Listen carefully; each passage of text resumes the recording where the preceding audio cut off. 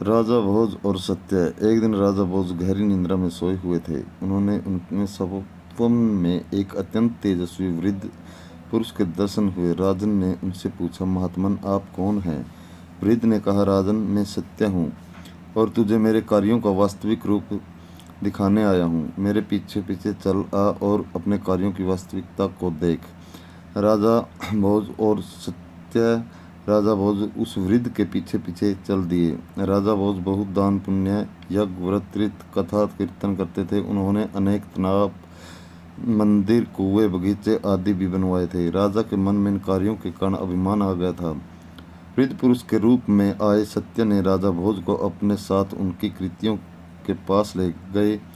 वहां जैसे ही सत्य ने पेड़ों को छुआ, सब एक एक करके सूख गए। बगीचे बंजर भूमि में बदल गए।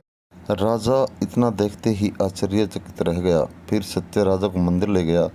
सत्य ने जैसे ही मंदिर को छुआ, वह खंडर में बदल गया। वृद्ध पुरुष ने राजा को यज्ञ, तीर्थ, कथा, पूजन, दान आदि के लिए बने स्थानों, व्यक्तियों आदि चीज़ों को ज्यों ही छुआ, वे सब राख हो गए।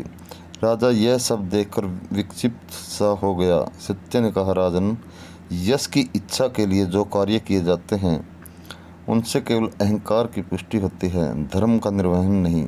सच्ची सद्भावना से, निस्वार्थ होकर, कर्तव्य भाव से जो कार्य किए जाते हैं उन्हीं का फल पुण्य के रूप में मिलता है और यह पुण्य फल का रहस्य है। इतना कहकर सत्य अंतर्ध्यान हो गए।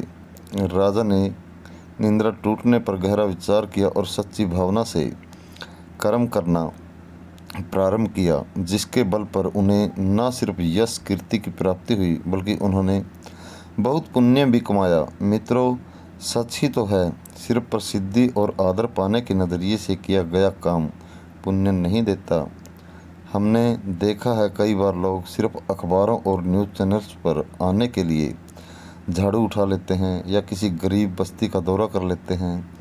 ऐसा करना पुण्य नहीं दे सकता। असली पुण्य तो हृदय से की गई सेवा से ही उपजता है, फिर वो चाहे हजारों लोगों की गई सेवा हो या बस किसी एक व्यक्ति की। दोस्तों, ऐसी ही मोटिवेशनल कहानी सुनने के लिए हमारे चैनल को सब्सक्राइब करें और बेल आइकन को प्रेस कर लें, ताकि आगे भी हम आपके लिए ऐसी कहानियाँ लेकर आते रहें।